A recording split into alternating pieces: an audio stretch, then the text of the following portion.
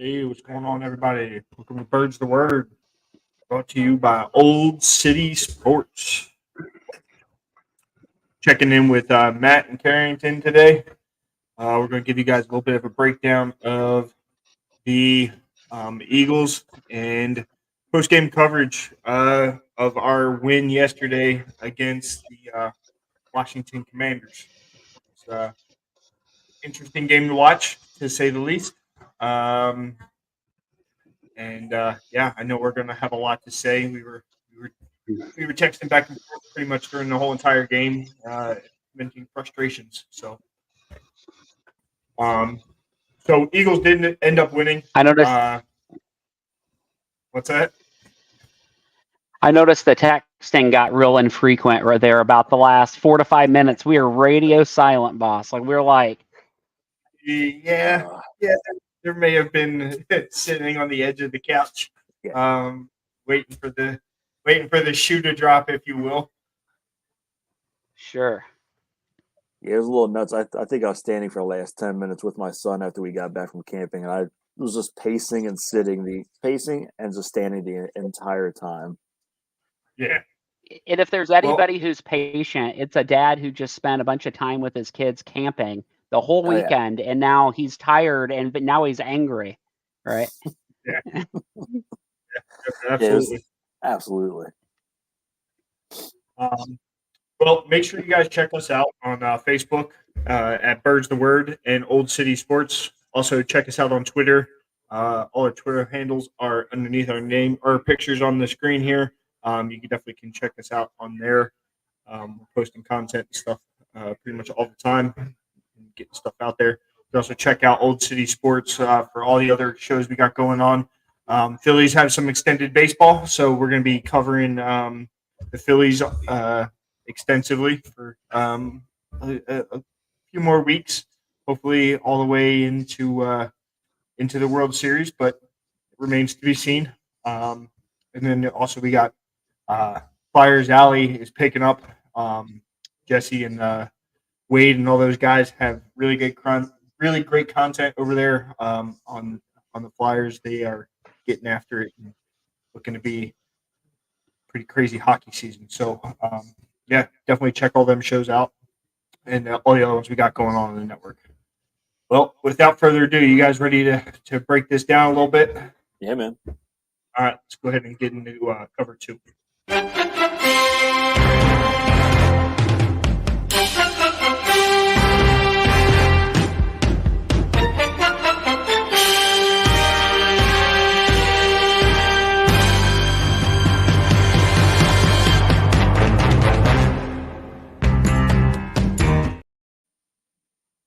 Okay, cover 2 is brought to you by Fanatics. Make sure you use that link below to get all your Eagles gear off of fanatics.com. And make sure you have all your Kelly Green stuff. I think we're getting ready to be wearing our first game of Kelly Green is coming up here in the very near future. So yeah, against Miami. Yep. So should be a good one. So make sure you get that stuff now while you got the opportunity, while they got them available. All right. MVPs, guys. Who did we end up thinking came out of this with an MVP this game? Carrington, I'll let you go first. Who was your MVP of the game last night or yesterday? I mean, if I have to pick just one on offense or defense, I definitely say offensively AJ Brown. For sure, you gotta respect what he brought to the game, and he had a few issues last week, even though it was a pretty much open shut win against the Bucks. He had some issues with a couple drops and a couple missed routes even in this game. You could tell that Jalen Hurts was visibly frustrated. So to go through all that to the talk, on the sideline, which was just nonsense, and for him to come out ahead and post a game like this, I mean, he's on the list, like 5th or something overall for yards, fastest to get to 400 in a season. And he's done it twice now. Right. Yeah, absolutely. Great pick. Matt, who you got, bud? I'll go on the other side, Bob. I'll say Brandon Morrow. He had a phenomenal game and it just seemed like wherever the ball was, he was. And it was in the quarterback's hand a lot of the times, which was good. I think he ended up with 3 sacks yesterday. was just nonstop in Howell's face. He had 11 tackles, 10 solo. So phenomenal game that he had going on, especially for a guy that is probably their most important linebacker right now, and he was on the practice squad to begin the season. So, right. I'll bring up some other stuff later in the show, what I might be thinking, but yeah, he's definitely was an absolute monster. Yeah, that's a valid point. And yeah, he definitely came in clutch in some instances, even though we'll discuss this a little deeper because obviously we had some frustrations with the defense and overall play, if you will, not necessarily the certain individuals because there was some other standout individuals on the defensive side of the ball, at least in my opinion. As for me, I think I'm actually going to go. I think this was the emergence of Jalen Hurts. I think he finally looked a little bit more comfortable throwing the ball. He ended up having a pretty solid game in comparison to what we've seen in the past.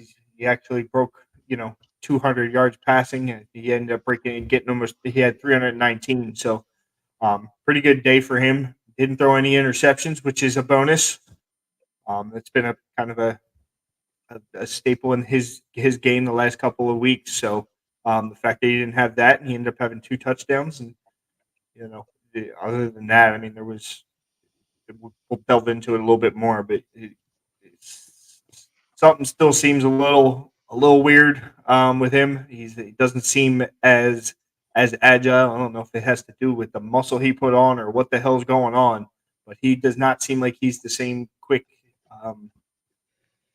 quarterback that we had from last year with all this. So yeah, that would be my MVP. It reminds me.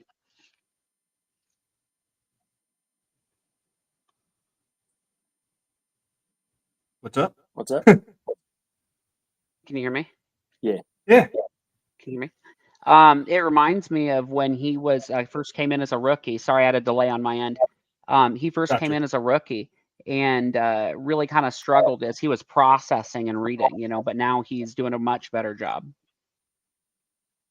Yeah, he's processing and reading it well, but even the times that he was getting out of the pocket and it was something where he was going to have to make the yards, I don't know if it's like I said, I don't know if he's lost some speed. I don't know if he's lost a step or two. I mean, he's not old, so it's not like we can attribute it to old age. It just seems like he's even hesitant, and I don't know if that's probably the cause, but it seems like he's even hesitant to leave the pocket and run, like almost like he feels like he would get in trouble, or I don't know if he's afraid to get hit. I don't know. He does not seem to be the one that can get to the outside and run the ball for a first down. If he gets pulled out of the pocket on like 3rd and 6, because it seemed like he was a little slow on the get up to get to that point. And I don't know. Like I said, I just don't know what is necessarily wrong with him at this point. Something just does not seem. I think it's more so he's looking to pass first this year instead of maybe when his initial read isn't there, then it's kind of like, all right, just take off real quick. Right. When he's had other guys open, like he's missed guys open this year, it's going to happen. But I definitely think he is looking for his receivers to get open downfield. And this year also, there's a lot of guys just spying on him this year. That's their sole job that they're letting him do. They're not going to let him get outside the pocket as easy. Or if they are, they have a corner chasing him down. You know what I mean? Or a speedy linebacker or safety. These guys aren't letting him run free anymore. So he has to find a happy medium. And I think he showed that at the end of the 4th quarter yesterday. On one of his runs, I think for like 9 yards, he looked like he had an extra gear in him all of a sudden. He planted his foot, cut back upfield and got a big first down. So I think prior to that, he might be jogging out there. I didn't like seeing him slide against the slot corner when they were 1-on-1 because I would take Jalen 10 out of 10 times in that battle. But I just think he's looking to throw first. Yeah, I mean, it's He I definitely is a understand. happy medium. Right. Of I understand why. Obviously, we have a bad track record, at least in this town, of letting the quarterback get out and run, and it ends up biting us in the ass. Donovan McNabb was that way, he ended up getting hurt a lot. Yeah. And then Carson Wentz was pretty good for doing it. And then obviously that one time that he dove across the goal line and took that shot, and everything went tits up from there. The dude never rebounded from what he was prior to that game. So I get it. You know, it's I guess not everybody's going to be Michael Vick. You need to kind of keep people. You know, it is a passing league, and I get that, but at some point, you know, we got to let this kid loose Yeah. because all we're going to do is downgrade ourselves. Yeah. And right now, we played. If you look at it, we played 4 shitty teams. If we do this again against Miami, which to be honest with you, Miami didn't look great against Buffalo, so you could probably chalk up Miami's wins to playing shitty teams as well. But we roll into this thing past the bye week. We could be in trouble if we don't let him be the Jalen that we know Jalen can be. And like I said, I don't know if it very well might have something to do with the weight that he's put on. The dude, he bulked up big time, and he's got the. It seems like he's got better arm strength, but something still seems off. Just a Well, little and bit. think about everything they talked about or the coaches and staff have spoken about since the season ended was getting away from him. To your Right. point, Matt, being run first, be pass first. But the point I was trying to make with the processing was when you come in as a rookie and your first year, you're learning the system. You're not as sure of yourself. It's not second nature like anyone on any job. And now he's Right. coming in now is what third year, and he has another offensive coordinator, even somebody who was his quarterback coach is calling different plays a different type of way, and you can tell the Eagles are taking the ball out of his hands more. Like you said, let Jalen be Jalen. Right. Yeah, and I think it might also be Jalen after he got hurt last year in Chicago. I think it scared the shit out of him of missing games for his team and not being there and helping them win. So I think that's what's in the back of his mind of not being scared to get hit or get hurt, but just putting himself in those situations of which he could avoid at that time. Because Right. in the fourth quarter, he was Just balls to the control wall. it. He was balls to the wall in the fourth quarter, and it didn't matter how they got the ball down the field. He was getting it down the field. And I think that was because they said we got to win this game. Like we're under crunch time at this point, and yeah, so it's very possible that they probably were finally just like go, like leash it off, go. Yeah, and like one of my favorites, Ike Reese used to say, you gotta let the Bronco buck. When it comes to that time, you gotta let Right. like you said, you gotta let Jalen be Jalen. Of what made him so special at Alabama, at Oklahoma, and for a second round pick coming in, and what made him so special last year. So I think he is looking to pass first. They are spying on him a whole lot more than they were last year, obviously. But at the same time, when push comes to shove, I have no doubt that he's going to put his head down, put his shoulder down, and good luck for whoever's standing in his way because he's falling forward. Yeah, and and I think you're 100% right. yeah. Yeah, and then to Carrington's point, I don't know if now AJ Brown is his first read because he is connecting with him a lot more, or if it's just the fact that AJ Brown is getting himself open because it seems like a lot of these are quick drag routes across the middle, and that letting him do the yards after the catch that he's known for, and even yards after contact because that's the big thing with him. He can take a hit and then keep going, and he'll continue to gain the yardage.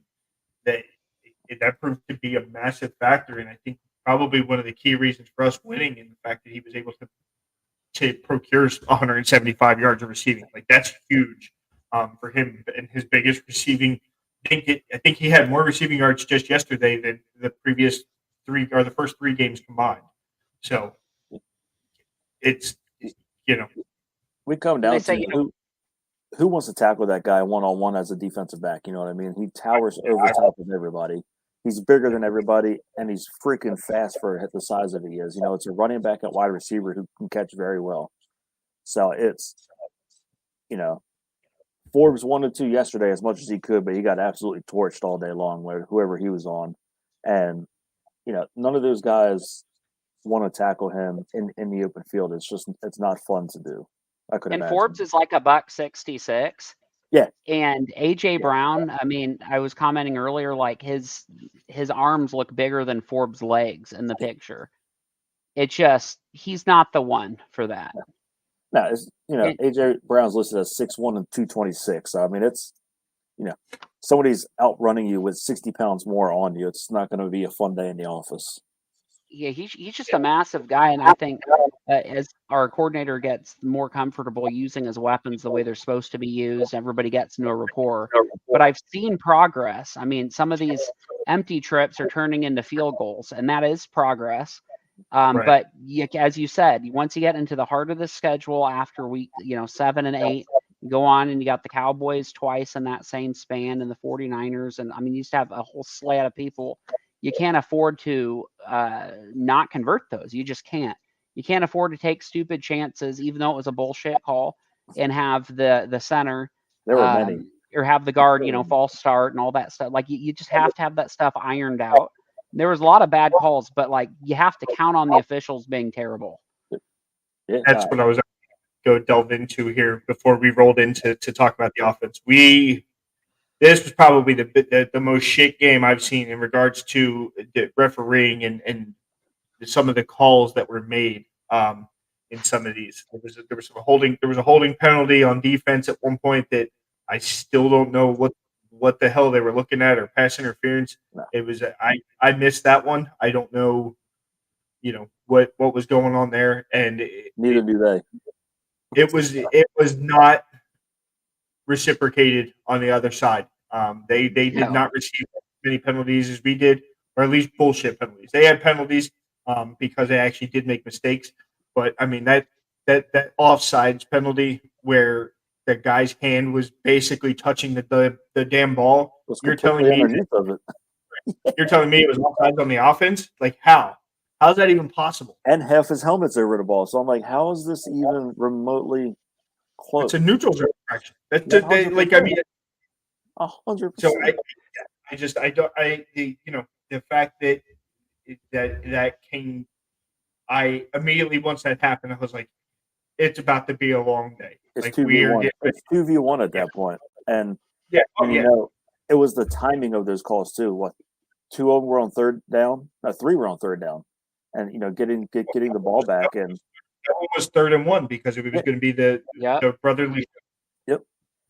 Put them at 4th and 6th. Then you have Slay when Washington's rolling down everywhere, and Slay makes a phenomenal play on the ball. Doesn't even touch the receiver, gets his arm around, and then all of a sudden it's pass interference.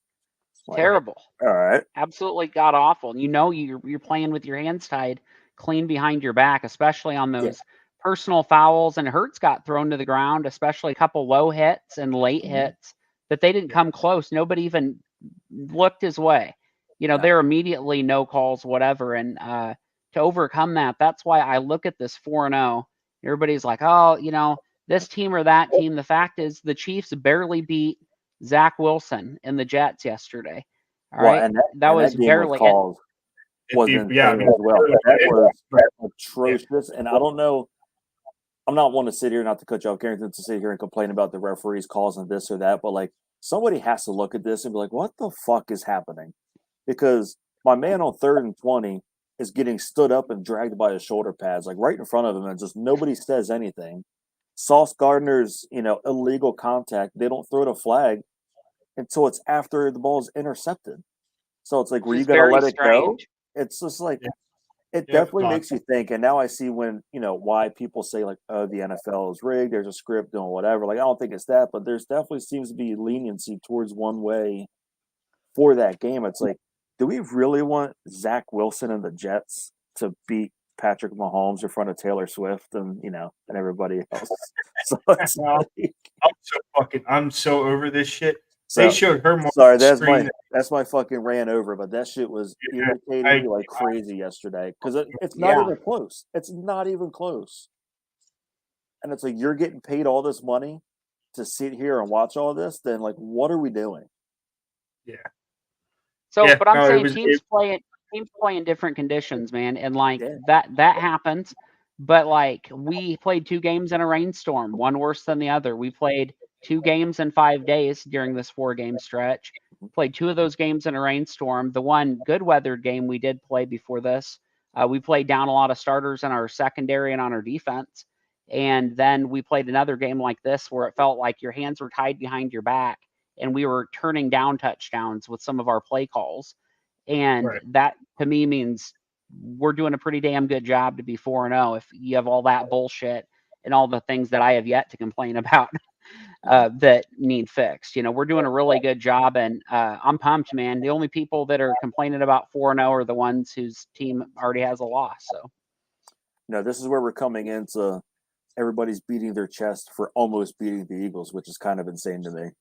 It's like, we were within 7 points. You guys suck. It's like, still have no losses. And it's, the Eagles aren't going to win a Super Bowl like this. It's like, well, you win by winning. So, as I've said along, I would love them to play better. I absolutely would. I would love them to play a full game of offense and defense. It seems like we're getting one or the other. But at the end of the day, like you said, we're 4-0. You're beating NFL caliber teams, and this way, I just keep it going. Yeah. Just keep cleaning it up. And and as what makes me feel better is they're not happy after these wins. Sirianni came up and shoved Jason Kelsey in the chest and said, we're 4-0. And he's like, we got a lot of shit to clean up, is what Kelsey said. They are not happy with it. And so it's a very good spot to sit on. They're holding themselves accountable and not, just doing this. And A.J. Brown was the first one to come out and apologize for almost losing them the football game. Whether as much as a soft call you might think that may have been, but my goodness, soft. It was, So it was pretty weak. But at the end, he said he's a vet. And he needs to be better, and you can't be doing that stuff, especially in crunch time. So yeah, no, there's no drama. There's no drama between people. There's no drama on playing time on the defensive side of the ball. The biggest opponent they have is staying healthy. Yeah, the team dynamic is big, but yeah, the healthy thing is going to be is going to play a factor. And we ended up coming out of this. I don't want to say relatively unscathed because Cam Jurgens did get hurt. I think they're saying it's a sprain, right? Is that what I'm hearing right now? Mild sprain. Be right or not. So Sua Opeta looked better than he did all of preseason yesterday, and it doesn't make any fucking sense to me, but he did. It's not even touched. It's not even close to what Cam Jurgens can provide, but it's just like, coming in, I'm like, we don't have a backup guard right now. Then yesterday, I was like, who the hell put on Opeta's jersey? Because he actually looked like an NFL player. It was what's his face? Was it Stoll? Yeah, somebody. Yeah, he's out there laying some blocks. Yeah. Yeah, Stoll was doing good. I mean, I'm actually kind of surprised that they didn't put Steen in. I thought Steen was going to get the opportunity, but I guess it worked out using Opeta in that regard. So can't be too upset. But since we're already kind of delving into the offense a little deeper, we might as well roll into 4th and season.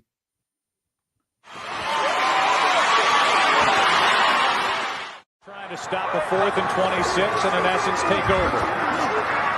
Plenty of time. Down the middle, it's Mitchell. Where will they spot him? They're going to get forward progress and a first down. I was waiting to see if we were going to do it. All right, so 4th and season is brought to you by Righteous Felon. Go to www.righteousfelon.com. Use promo code OCSN for 15% off the best beef jerky around. Any orders that you make over $50 get you free shipping. So definitely check that out. So offense. Jalen Hurts ended up. I guess we kind of broke it down a little bit already, but ended up having a pretty solid day. Went 25 for 37, 319 yards, 2 touchdowns. Ended up with a rating of 112.3, and ended up getting sacked 3 times. Actually, surprisingly, for only 8 yards, which I thought it was gonna be a little bit more, but I guess The one was his own damn fault because he ran out of bounds instead of throwing a ball away behind the line of scrimmage. I was screaming at, just throw the just fucking throw it. ball away. Yeah. And that's that one. I didn't really understand that one either. Yeah, and the referee on the sideline on that one got absolutely demolished by about 3 players. Yeah. But it just She popped back up quick too. She did too. She did. Good for her. Yeah. But it just boggled my mind. Can she play like, safety? yeah, right. Yeah, right. But I'm like, just throw the ball away. Just throw the ball away when you're over there. Just give it a flip instead of taking, a 2-yard loss or 1-yard loss. It's just, I don't get it. I'm sure he's not thinking about it, but he should be. It's easier for my fat ass holding a beer and a slice of pizza to be yelling at the TV for what he should do. So, yeah, but I can throw that beer away whether I was jogging or not. Absolutely. So noticeably absent was the Eagles' run game. We have been high on this for the last couple of weeks due to DeAndre Swift and the emergence of him and really getting after it. This time around, he was only able to run it for 56 yards on 14 carries with the 1 touchdown, which honestly was beautiful. It was a beautiful play by him. He saw that shit well and it went in untouched. So yeah, that was a big one. But outside of that, the team itself only ran for 104 yards. And once again, only 2 running backs were used out of the 4 that we have on the damn roster. I am still trying to fucking figure this out, and I don't know that I can anymore. I think we went into this with one thought process, and that's not the thought process that is being utilized by Brian Johnson or the fucking team at all. So I don't know what. It's I don't know. Yeah, I don't know if they're like using Penny as a break glass in case of an emergency type situation. Like God forbid if DeAndre Swift were to go down, like, oh hey, by the way, now you're up, because I think if Penny were to get hurt now, in a 4 carry game and they were to lose him, I think I think our assholes would pucker a little bit with just those 3 being back there. You know what I mean? Because DeAndre Swift isn't known for staying healthy. Knock on wood, hopefully he does. But we would all shit a brick if we had Kenny Gainwell and Boston Scott to start every single game from here on out. I mean, that's ostensibly last year with lateral carries of Miles Sanders. Yes. So that's no good. I've already had that before. Yeah. So that's the only thing I can come up with that. It's just like a break glass in case of emergency, and then hey, you're in. But yeah, I don't know. But like you said, he's not saying anything about it. Thank goodness, not causing any drama, like not getting carries, not doing this or that. So we'll keep it going. And with yesterday, with what did you say? 15 carries. 14. 56 touchdown. Yeah. It's as good as our offensive line. His run of the day was only fucking 8 yards. Yeah, as good as our offensive line is, their defensive line is just as good with those 4 guys down there. They are an absolute handful, and I hate to say it, being a division rival, but if we have the best or defensive line in football, they're very close behind. Maybe not with the depth, but with Montez Sweat and Chase Young back, and now with Deron Payne and those guys in there, they're a load to be getting with. So I would take A.J. Brown and Devontae Smith against their corners than, DeAndre Swift against those 40 defensive tackles. Yeah. I mean, it was, they had it figured out. I mean, they forced Jalen Hurts' hand in this regard. Unfortunately, Jalen Hurts rose to the occasion and actually performed um, at a pretty good clip for this one, because if he had a passing day like he's had the last 3 games, we're talking about potentially our first loss of the year, because they had shut the run game down. So it it was um, it was interesting, and something that, obviously I'm not going to raise my flag on the run game, because it Solid. it's a division rival. It's expected that they're going to play us well, and then two, like we've touched on this every week, we're going to get everybody's best. We're the NFC champs, and everybody's looking to knock us down a peg, Yep. because they had us pegged as the number 2 team in the country, or in the NFL. So it's it's put up or shut up time, and unfortunately we keep rising to that occasion and coming out with wins. It's just, you know I'm just, seeing the emergence of him come out and actually be the passer that we wanted him to be, with the help of obviously AJ Brown, and him getting 175 yards, 2 touchdowns. Devontae had a pretty good day too. I mean, nothing. He didn't go over 100 yards. That fucking catch. It seems I like mean, every this, time he plays Washington, he has an insane catch down there somewhere. So yeah, every time. And then those two were really the only contributors, in my opinion, in regards to the pass game. Dallas Goddard's absent. I don't know what's going on there. I don't know if it's misconnections between him and Jalen, or if I just we're think he's getting the. slept with Brian Johnson's wife or something in the off season. I don't know what's happening with him. It's just I don't. I think it's just the way the game is flowing. He had a big catch yesterday. I think on a second and long or third down, that was a beautiful throw right over the linebacker's shoulder to Goddard with a diving catch. But they're using him as a blocker right now. He is the number 1 rated pass blocking tight end in the NFL per grade so far for this season. It's not going to be that way forever. Yeah, and it's a great weapon to have, just kind of sitting in your back pocket. Well, and Dallas Goddard's not known for it either. We have other tight ends on the team that are known for their blocking ability. So the fact that he is the one that has risen to be the number 1 in the NFL is definitely a testament to what it is that they got him doing.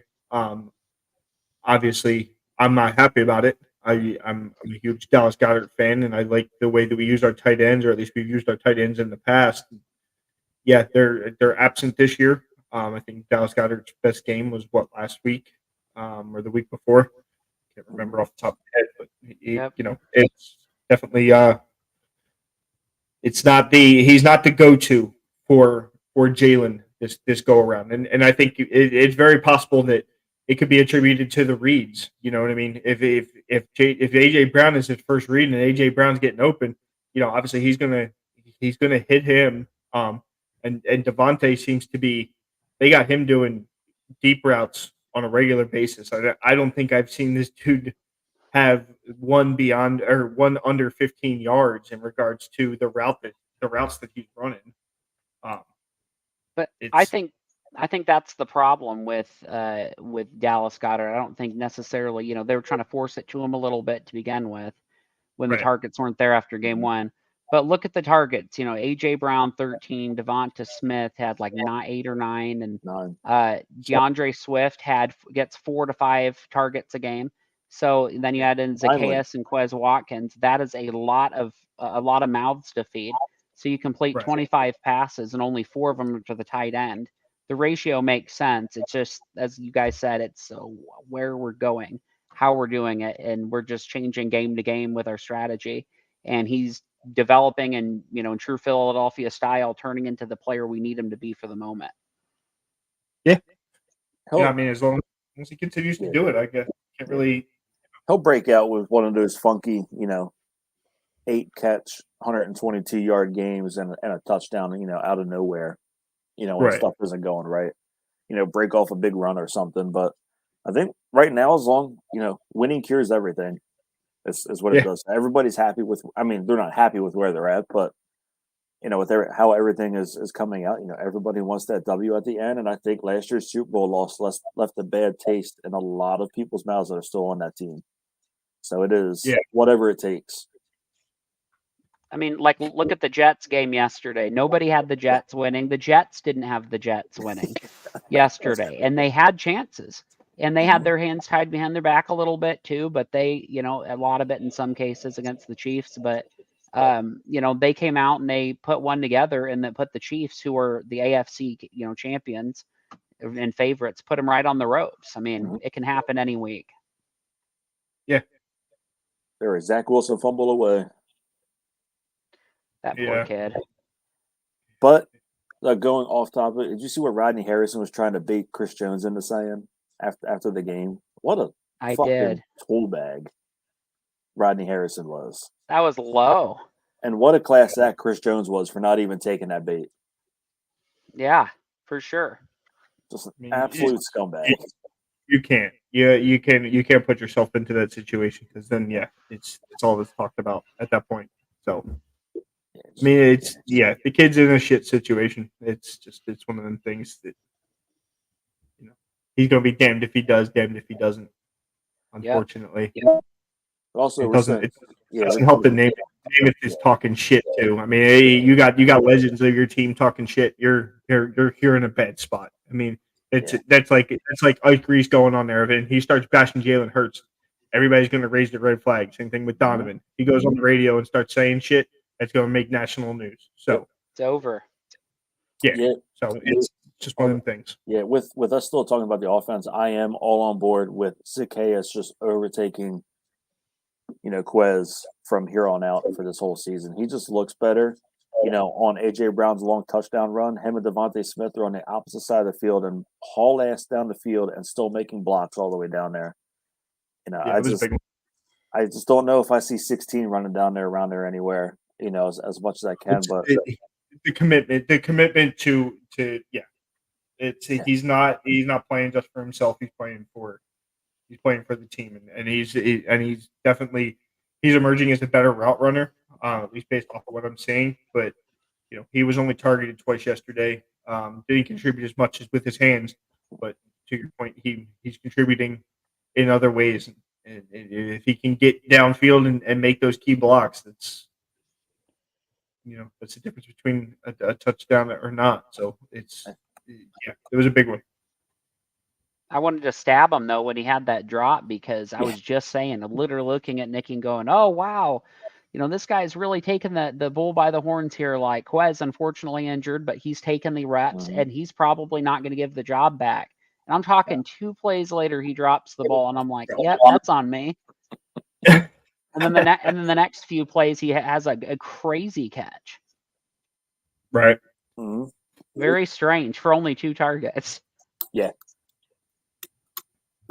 All right, and then last person we'll talk about is our fearless leader, Jake Elliott.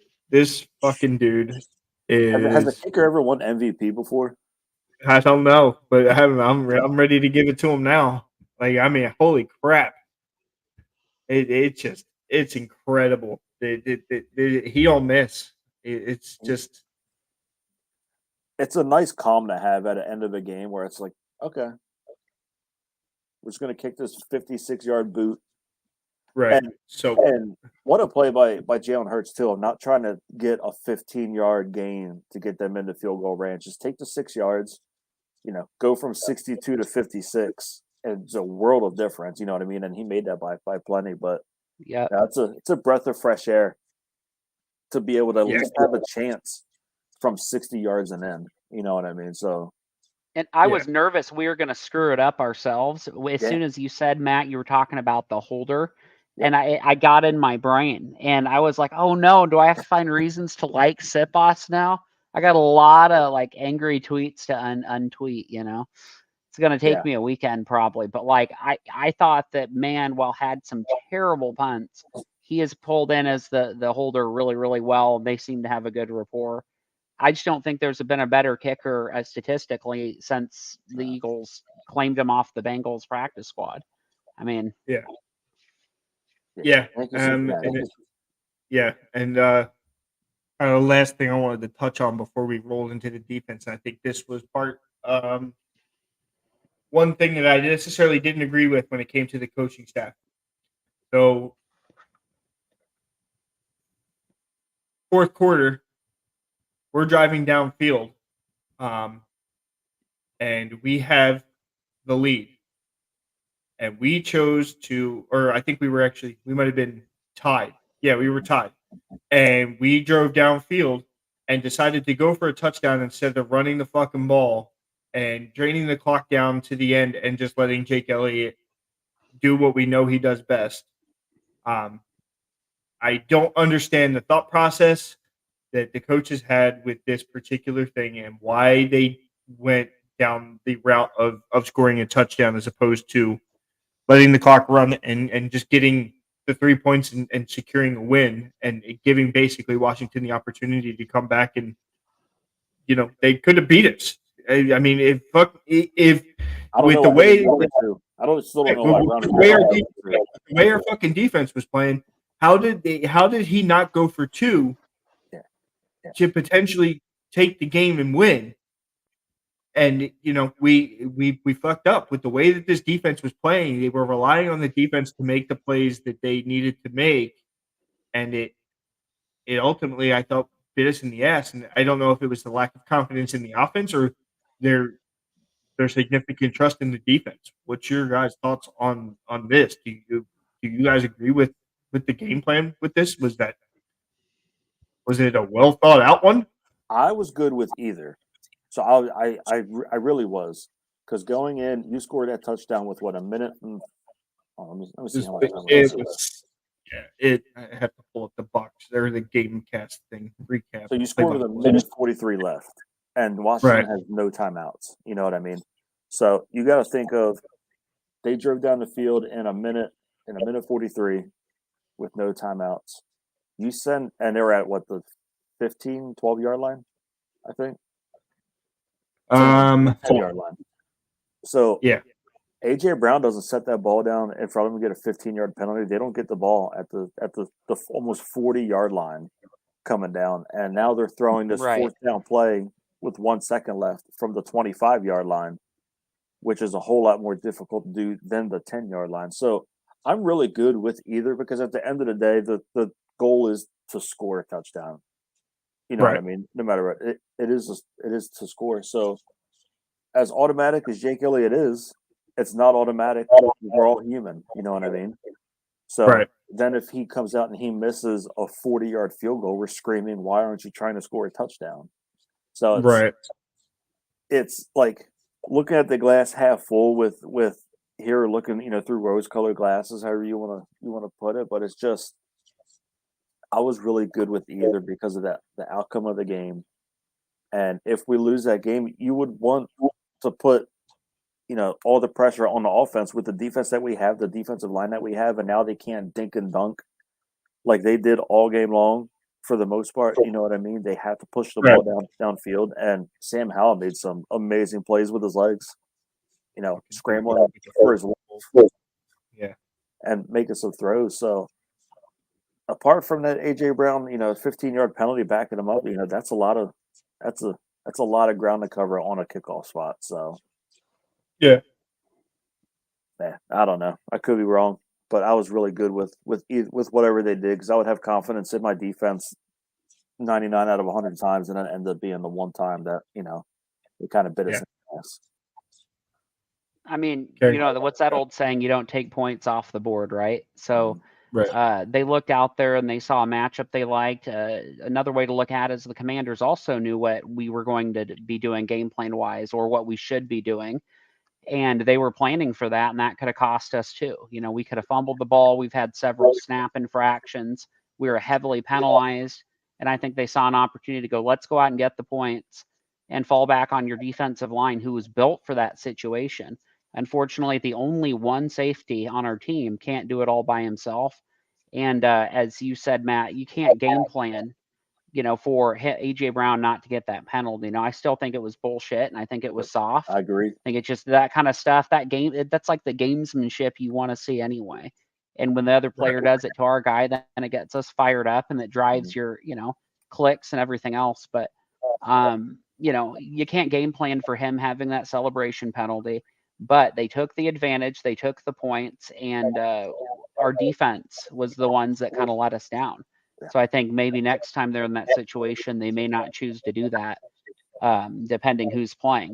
Getting driven on like that was going to be pretty traumatic, I think, for the game calling.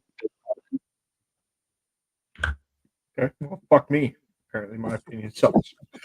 No, your opinion's good. I'm kidding. Your opinion's fine. No, but that's all good. It's very sound. It's very sound logic. You have a accurate kicker. He's one of the best. I just said I wouldn't take any other kicker for him for any reason. But snap things happen and other things happen, and then if you turn the ball over, like you said, you're not able to drain all the time. Then a long field goal puts them in 2 plays away from kicking a chip shot themselves and beating you. So I think it's the not confidence in the defense maybe too that drove the thinking. Yeah. Well, lean on your strength. So speaking of no confidence in our defense, we might as well go into nickels and dimes. It's gonna be a smooth long transition. Smooth. I'm really good at the transitions. That's about all I'm good at. You're killing it. That's what.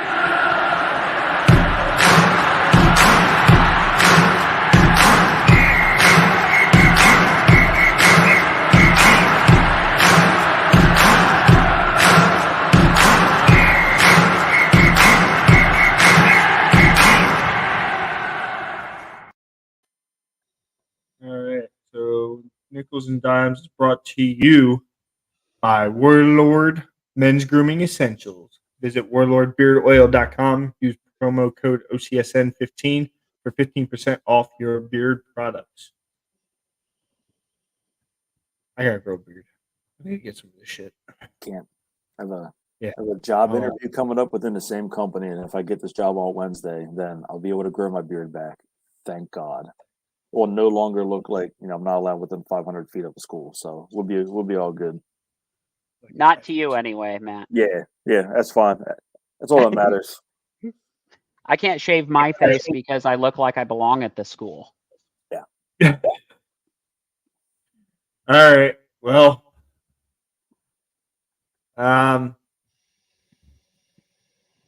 somebody else start because I'm gonna get. This is gonna be So with everything that was going on with the defense and how bad that they played, I think they really exposed the Josh Jobe on the outside play. And while he was in position to make some good plays over it, they definitely targeted him all game long, just all over the field, no matter where he was. There was no secret where they were going on the last play of the game, and he was not in the correct position. They got burnt all day long with trio stacks out on the side. They could not follow where everybody was going, and Bradbury's getting lost in the middle. And it's I'm over it for right now. Coming into especially some of these guys playing, you have Tyreek Hill and Jalen Waddle coming up, and I did not want Josh Jobe covering those guys one-on-one in the least bit. So, CeeDee Lamb on the outside because Slay's not following, and that's fine. Defensive. I don't know what the fuck was with him yesterday. That he was behind a step or two pretty much the whole game. And when he's running behind guys, it just looks like he could care less about catching them. He's just like out for a Sunday jog. Well, there was that one. He just he looked like he was. Oh, okay. I guess I'll go after him. And it's just like, but with that being said, they got a ton of pressure on Sam Howell. They just couldn't bring his scrawny ass down for whatever reason. Like, if you would have told me that he would have got out of the grasp of Jalen Carter in the fourth quarter, I would have told you that you were lying, and he dipped out of him and ran for a first down. Josh Sweat had 9 quarterback pressures yesterday. Just couldn't get home. Reddick had 7. And his first sack. Before we have to send the MPs to do a welfare check on Tommy, I was looking up as many positives as I could, on this defense, and like you said, dude, I know. This was their best game in regards to the pressure. The Mhm. 5 sacks is nothing to. I mean, this is the first time that we were actually able to get to the quarterback more than once. I think this was we It 5 was a sacks very is the most lost. It was a all very game. lost good stat in this shithole of a defensive game. Yeah, Well, I mean, take it where you can get it, man. And you'll see I'm all about that positivity when it comes to stuff, except for when it's a stone cold fact, like our punter sucks. Our last punter sucked. The punter before him sucked. The current guy sucks.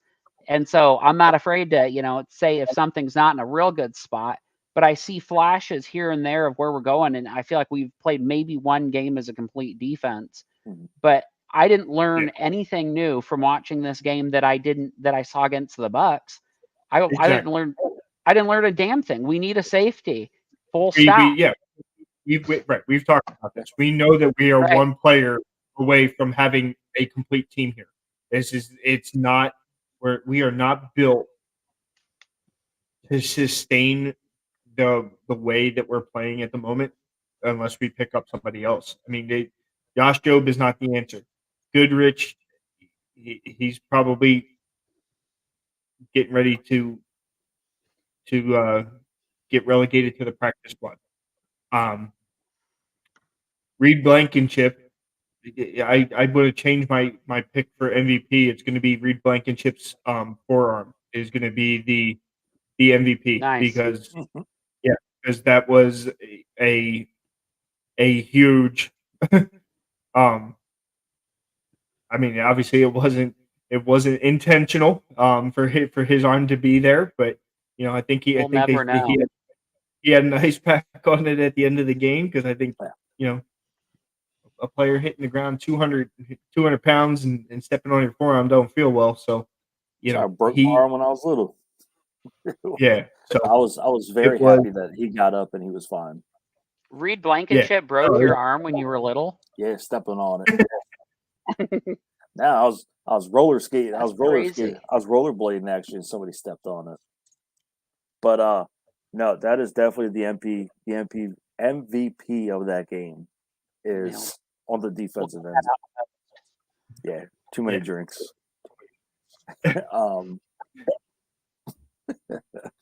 Yeah, Dude, it was so close, and I think whatever they called on the field, that's what it was going to stand as, because there was just nothing to overturn it with wherever that it was.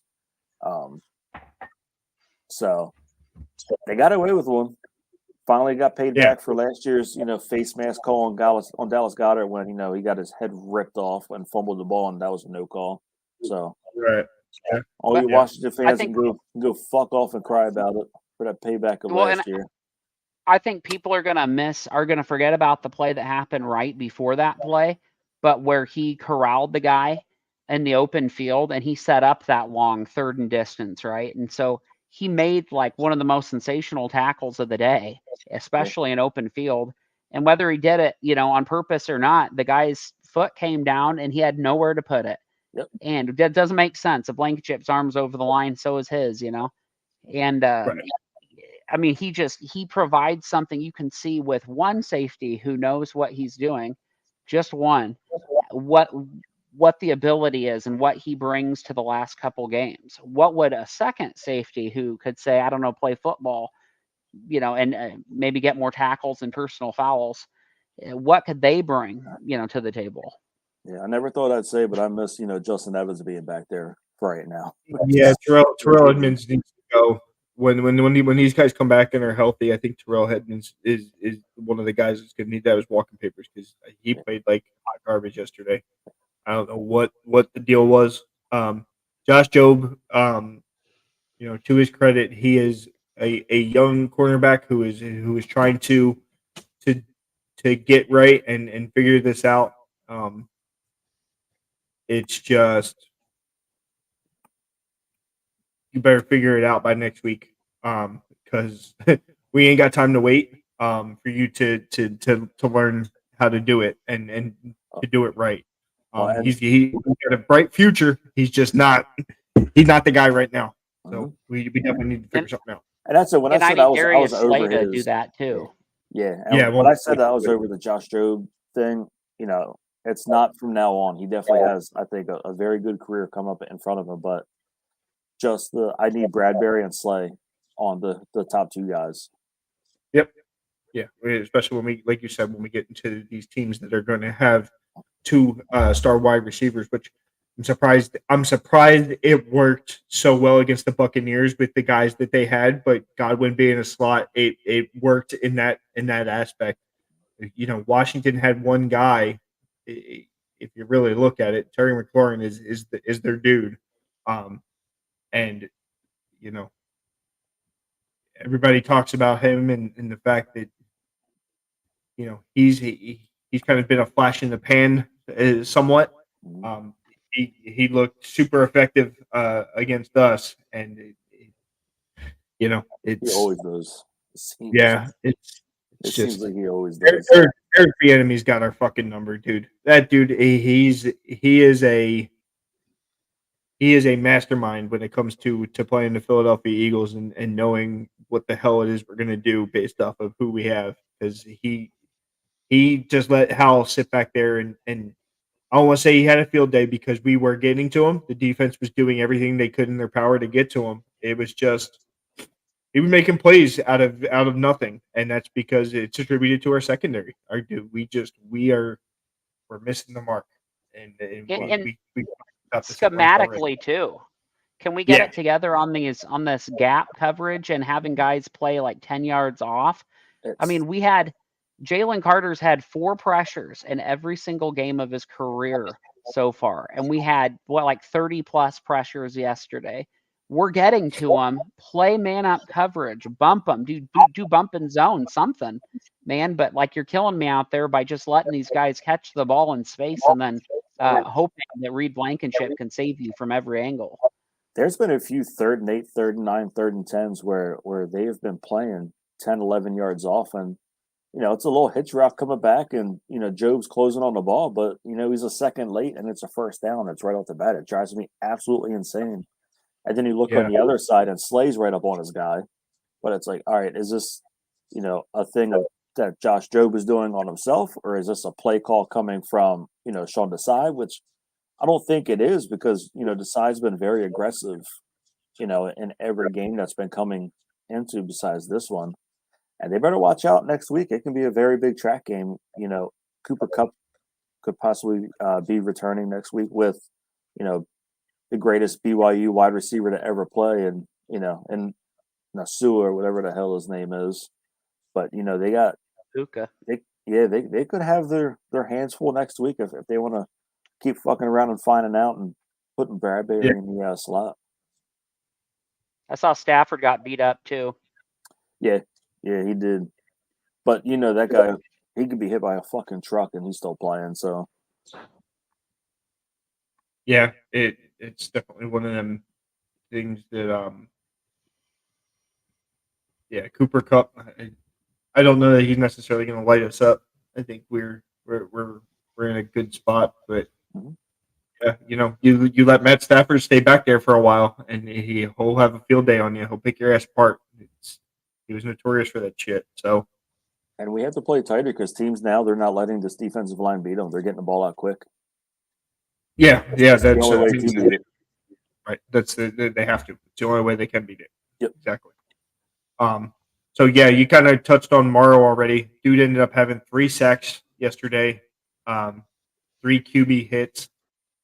Josh Sweat ended up getting 1, and Hassan Reddick was credited with 1 finally. Was somebody that has kind of been sleeping a little bit. It's not as quite as many sacks as he had last year at this point in the season, but hopefully this is a sign of things to come. And actually another big game from the guy that we were saying was going to fucking sit on the bench. Fletcher Cox was getting to the quarterback quite a bit. Had 2 QB hits. So another good day for him.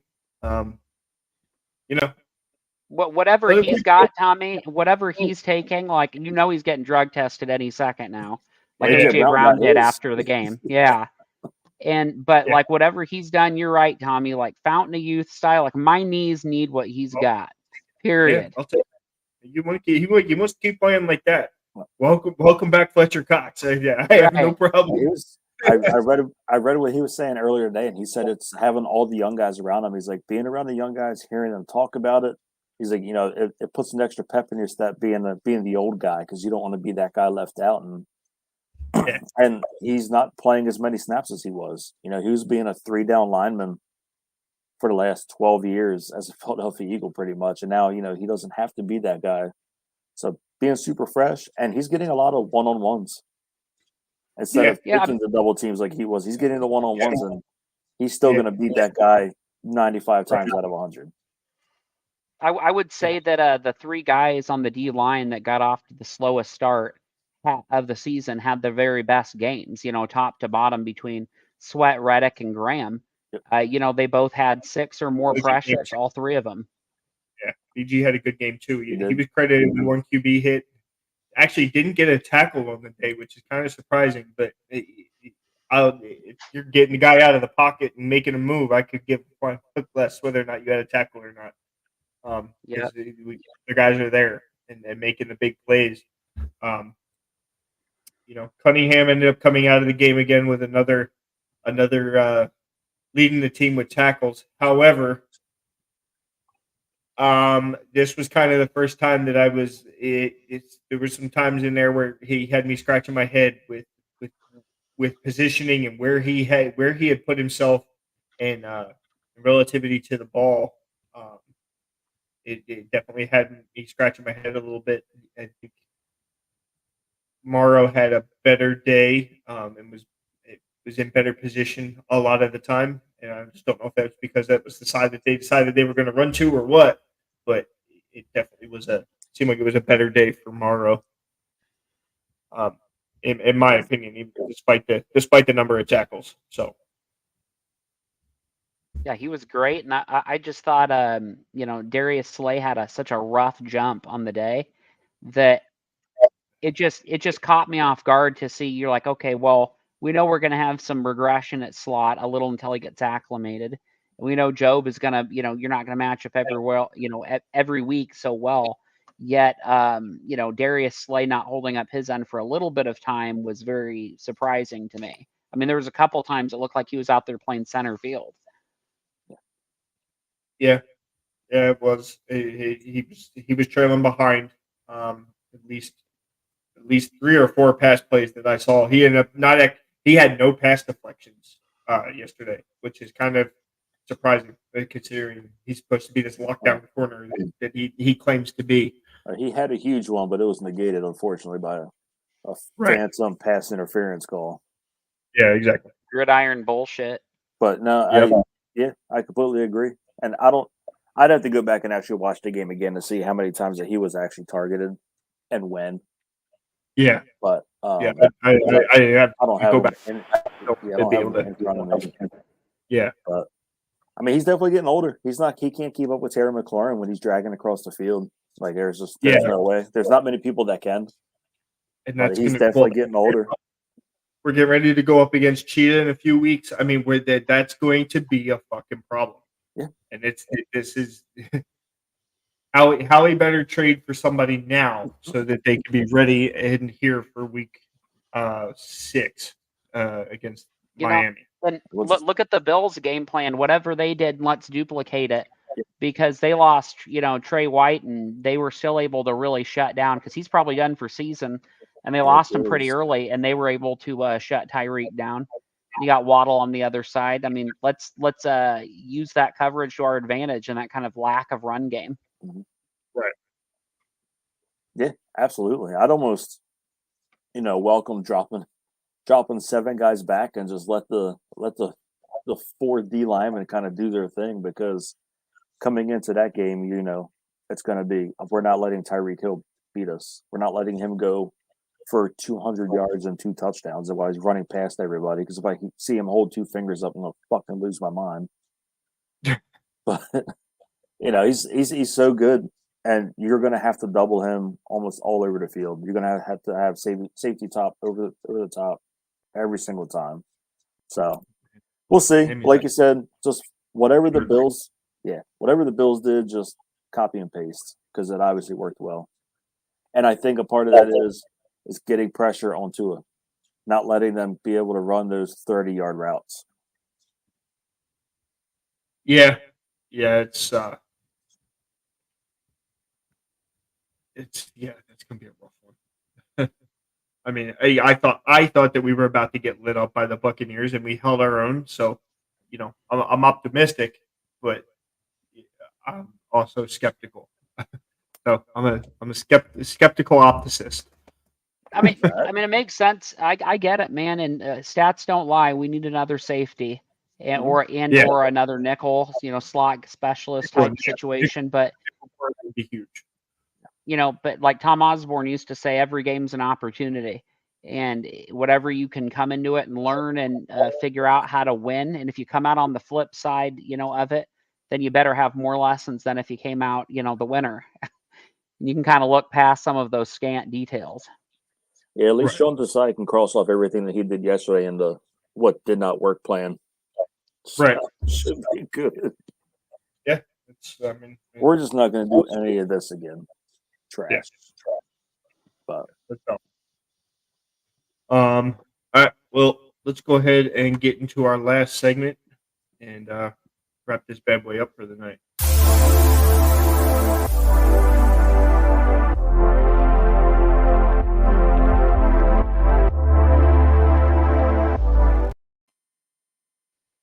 Hit 'em high, hit 'em low. It's brought to you by Diet Smoke. They have the best Delta 8 gummies. Use code OCSN, or what is it, OSCN? I'm always good OCS? about that.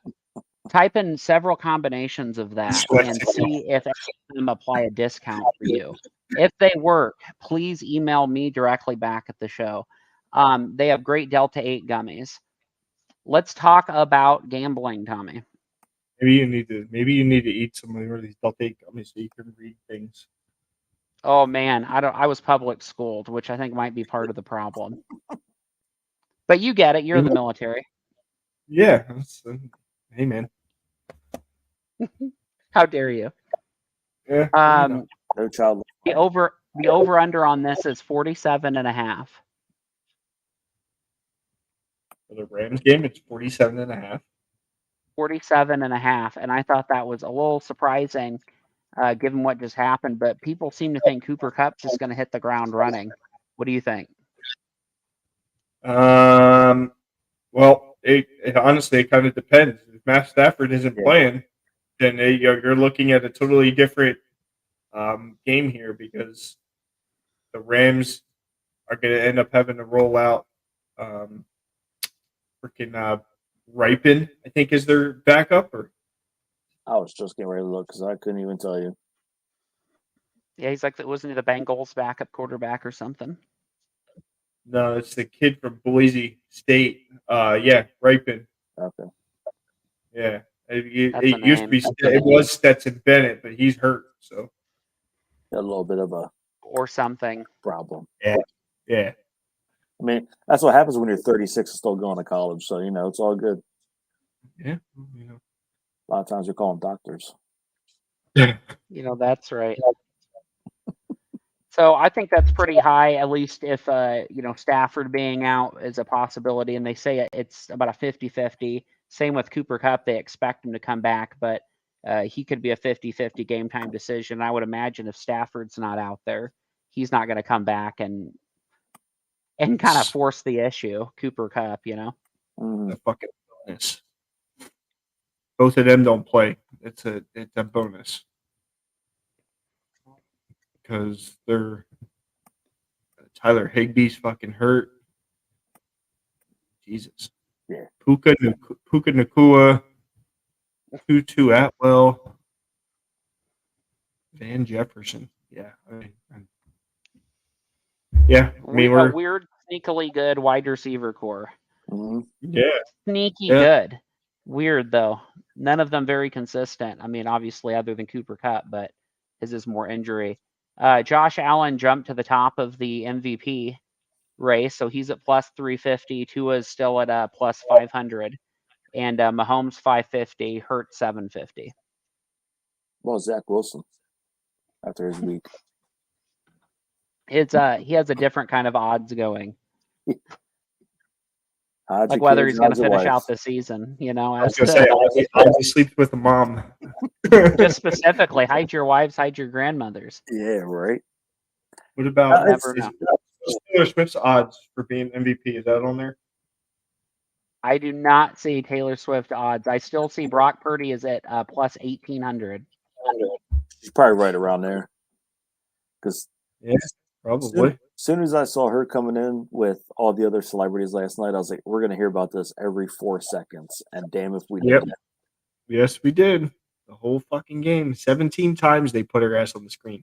17. That was The more than that. Was announcer- more than, what's The that? announcer's working DeAndre Swift's name into it or whatever. Like, just give it a rest, man. It's just you've Yeah. already. I would say you're going to overdo it, but it's overdone. It's cooked. It's fucking finished. Well done, fried. It's over. I don't want to see Taylor Swift. I was on the fence. I was like, all right, she's an Eagle fan. Maybe we'll, give it a break here. But I'm like, you know what? I can't do it. It's like having food poisoning. Yeah. So Like I'm never going to eat that kebab again. No, I saw probably a Swiftie that made her own Travis Kelce jersey yesterday and had the 87 and spelled Kelsey Kelsey. Oh, God. Oh yeah. Oh, God. Oh yeah. Yeah. It was She- great. See, my wife knows her stuff with football, and that's embarrassing. It's terrible. She was on screen more than Travis Kelce. He was only targeted 9 times and had 6 receptions. Right. Yep. She had 32 targets. Yeah. Yeah. It's just I'm just waiting for her and Brittany Mahomes to be scrapping in the press box for Yo, most wait. time. That's gonna be that. I hope that shit happens. Have them on Barstool's rough and rowdy would be all good. Yeah, fucking A. But everything else pretty much staying the same with Jalen Hurts MVP, et cetera, et cetera. But we can get into a little bit more of the gambling and stuff when we preview the other. Yeah, we'll definitely break it down. Did we? So we obviously didn't get to do pregame just because of scheduling conflicts and things we had going on. But did the Eagles end up covering on their end in regards? You know what? to I the didn't. I didn't see that. Let's see here. I've been very cautious to take the under just because based off of the potential of the team. Yet it's been so up and down based on weather and everything else. It's nuts. It's what? Yes. Over under was 43, and the line was 8.5. So we didn't cover the line. Like over under 8.5. Yeah, That was a good line. It's because they shit the bed so bad that I don't think they're that bad. I really don't. I just think it's because they crapped it so bad the week before, getting killed by 28 points. It probably drove the line a little bit too. I'm sure it would have been closer if they came into it with a better record.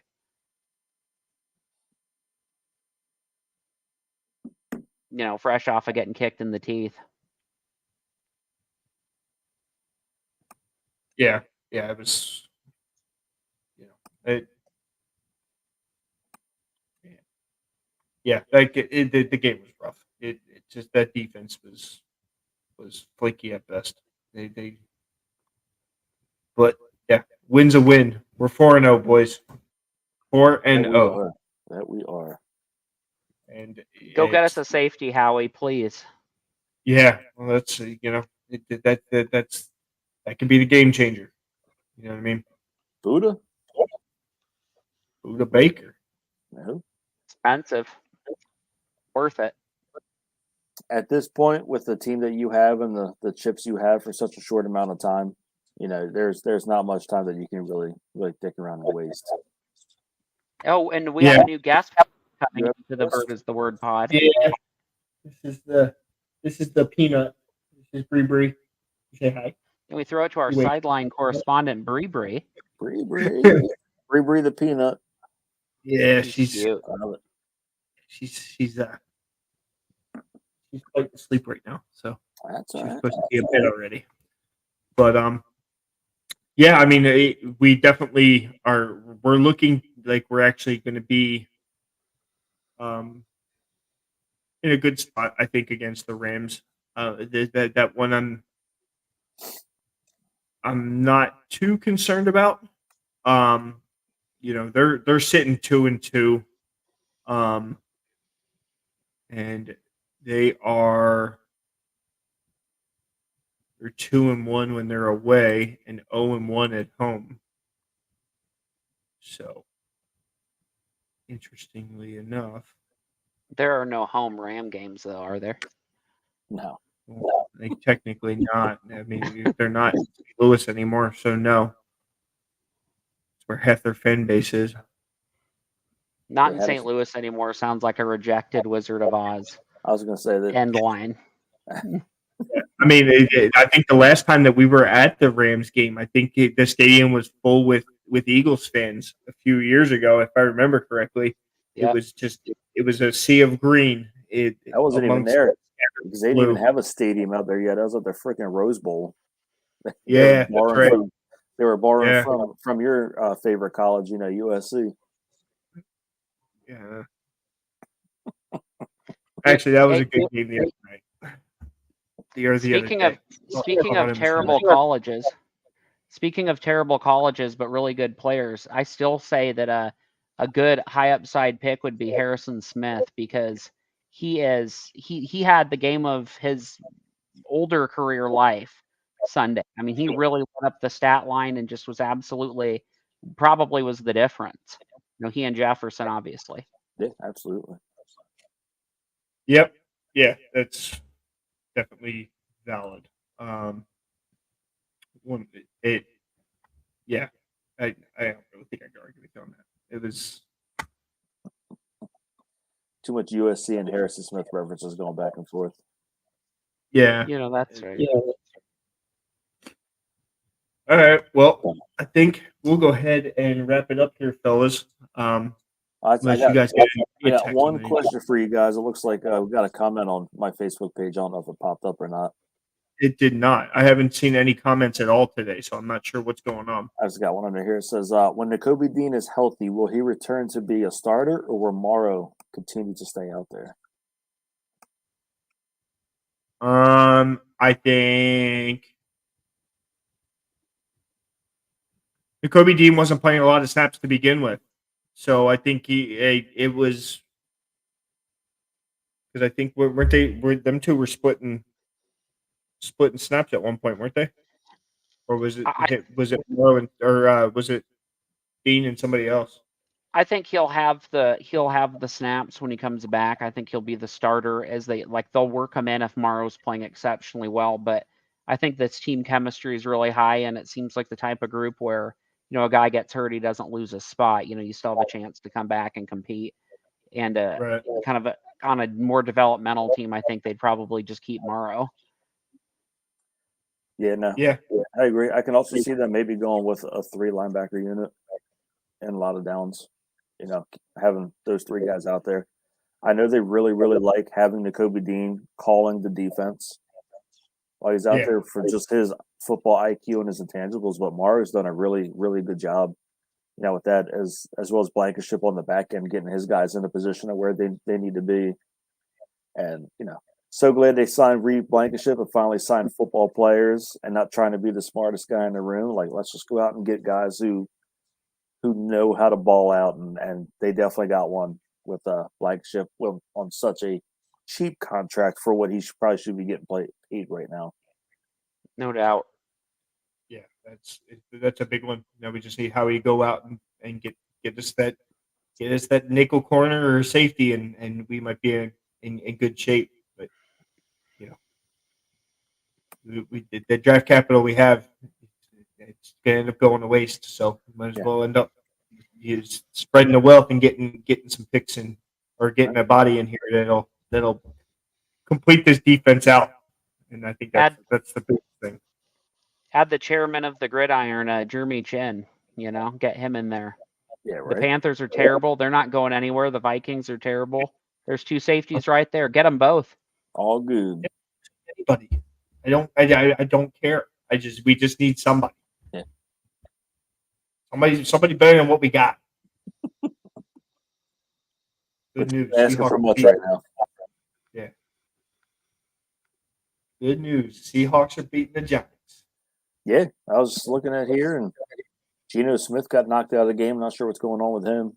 Drew Lock is in. Yeah, but So- Daniel Jones is playing on their team, so I'm pretty sure the Seahawks will be okay. And also, I do feel bad because Jamal Adams finally got to start tonight, first time in Right. football injury, and got completely knocked out in the middle of the field by Daniel Jones' knee, and almost got in a fight with the doctor, the NFL doctor for concussion protocol on the sideline because he told him that he needed to go back and get checked again. Adams could not. They had to hold him back from that guy. Yeah. Great football. That's why you talent. have an independent Stay guy. healthy. Yeah, and that's exactly. I think that's where he was, and I don't think he was more so at yelling at that guy for keeping him out. I'm sure it's probably just sheer frustration. But yeah, he got lit.